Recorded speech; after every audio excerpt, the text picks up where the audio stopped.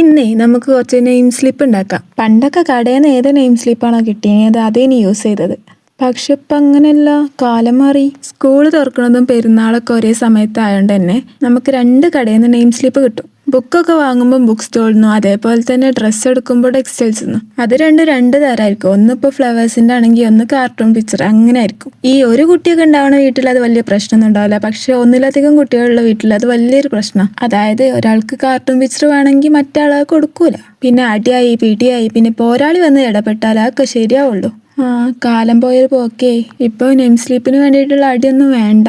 നമുക്ക് ഏത് ടൈപ്പാണോ വേണ്ടത് നമുക്ക് ഉണ്ടാക്കിയെടുക്കാനും പറ്റും, അല്ലെങ്കിൽ വാങ്ങാനും പറ്റും. ഇപ്പം ഈ ഉണ്ടാക്കുന്ന നെയിം സ്ലിപ്പ് പേപ്പർ വെച്ചിട്ടാണ്. സത്യം പറയാലോ, എനിക്ക് ഭയങ്കര ഇഷ്ടമായി. ഞാൻ പഠിക്കണമെന്ന് എനിക്ക് ഈ ബുദ്ധിയൊക്കെ ഉണ്ടെങ്കിൽ ഞാൻ അതെന്തായാലും ഒട്ടിച്ച് പോയിട്ടുണ്ടാവും. അത്രക്ക് രസമുണ്ട് ഓരോന്നും കാണാൻ വേണ്ടിയിട്ട്. പിന്നെ ഇതിൽ യൂസ് ചെയ്തിരിക്കുന്ന ഈ സ്റ്റിക്കേഴ്സ് ഉണ്ടല്ലോ, അതിൻ്റെ വീഡിയോ ഞാൻ വൈകാതെ ഇടാം കേട്ടോ. ഇനിയിപ്പോൾ നിങ്ങളുടെ അടുത്ത് സ്റ്റിക്കേഴ്സ് ഇല്ലെങ്കിൽ എന്താ, അത് വരച്ചെടുത്താലും മതി.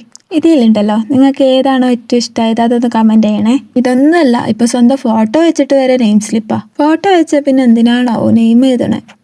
എന്തായാലും പറഞ്ഞ കാര്യം കമൻറ്റ് ചെയ്യാൻ മറക്കണ്ട. കൂടെ സബ്സ്ക്രൈബും കൂടി ചെയ്തേക്ക്.